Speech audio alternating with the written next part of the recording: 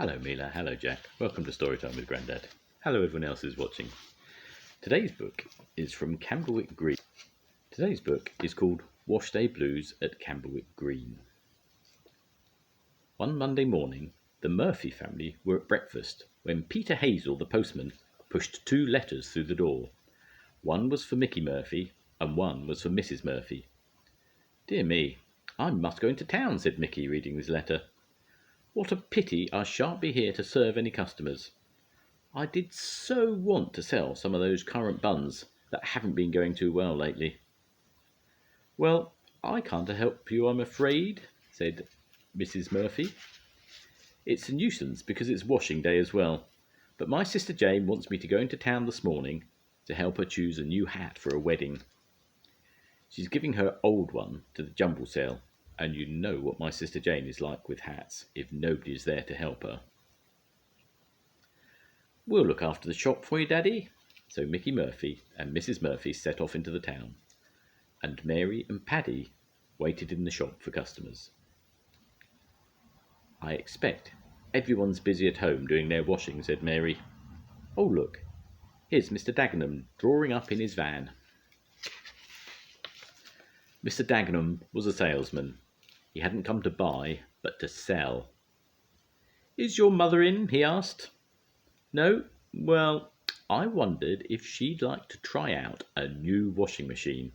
There's nothing to pay yet. I'll leave it for her to try out." The children weren't sure what to do, but Mr. Dagenham hurried out and soon came trundling the washing machine up the path. "Allow me to put it in the kitchen for your mother to try when she comes home," he said. Very soon the new washing machine, complete with hoses and a packet of soap powder, was standing by the kitchen sink. "Mrs. Murphy can try it out, buy it if she likes, or return it if she doesn't want it," said Mr. Dagenham. "Goodbye, Paddy and Mary." "There wasn't even time to try and sell him anything," said Paddy. "I say, Mary, isn't this a marvellous washing machine? I wonder how it works." "Couldn't we make it work ourselves and do Mummy's washing for her?" said Mary. Paddy's eyes gleamed with excitement at the idea. "I'm good at making machines work," he said. "Bring the washing, Mary." So Mary went upstairs for the big basket of clothes to be washed. Paddy soon had the washing machine fixed up and full of soapy water. Mary put the clothes in the water and Paddy switched it on. It was fun watching the socks and petticoats and dresses and hankies turn over and over in the soapy water. Paddy laughed as he saw his bright blue jersey bobbing up and down. Just then Mrs. Honeyman came in, her baby in her arms. "Oh, good morning," she said. "Mr. Murphy not here, I see." "Yes, the baby's very well, thank you. I just wanted a loaf, not too crusty though. Did you hear about—" Mrs. Honeyman chattered on. "The washing," said Paddy when she'd gone. "It must be done by now." When the children went into the kitchen and looked into the washing machine, they did have a surprise. The lovely soapy water had turned bright blue.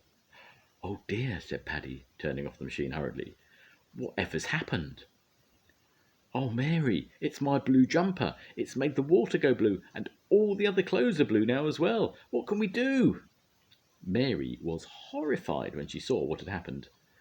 "Mummy isn't going to be very pleased," she said in a small voice.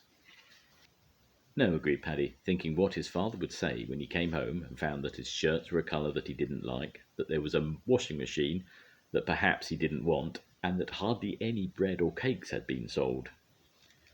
"Well, we'd better rinse all the clothes and hang them on the line," said Mary. "We can get them dry. Perhaps Mummy will know how to turn the clothes white again." Mrs. Honeyman, home again and putting the baby out in the garden, looked across the fence and saw a line of bright blue washing in Mrs. Murphy's garden. It wasn't long before everyone else knew about it, including Mr. Dagenham, who called in on Mrs. Honeyman to sell her a new broom. "Oh dear, I do hope Paddy and Mary haven't been trying out the new washing machine I left for their mother. Mrs. Murphy was out when I called, so it does look as if the children have been up to something. I'll go along and see what's been going on. If they've been using the washing machine, I'm partly to blame. So he went along to the bakery. First he bought 12 currant buns, then he bought some cakes, then he asked about the washing machine and heard how Paddy and Mary had used it and turned the clothes blue.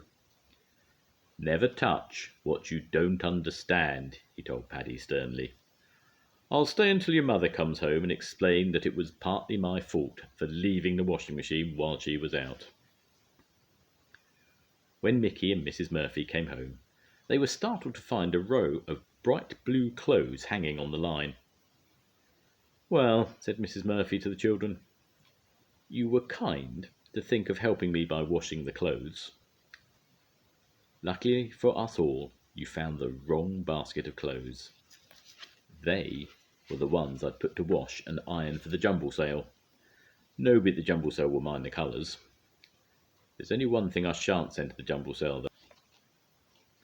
Aunt Jane said only this morning that she wanted a blue frilly hanky for the wedding. And one of those you washed will do excellently. Mary and Paddy were relieved. Mrs. Murphy was pleased with the new washing machine, and Mickey Murphy bought it for her. Mr. Dagenham told everyone how good Mickey Murphy's currant buns were, so Paddy and Mary's Washday blues ended happily after all. The end. Bye-bye, Mila. Bye-bye, Jack. Goodbye, everyone else who's watching. Bye.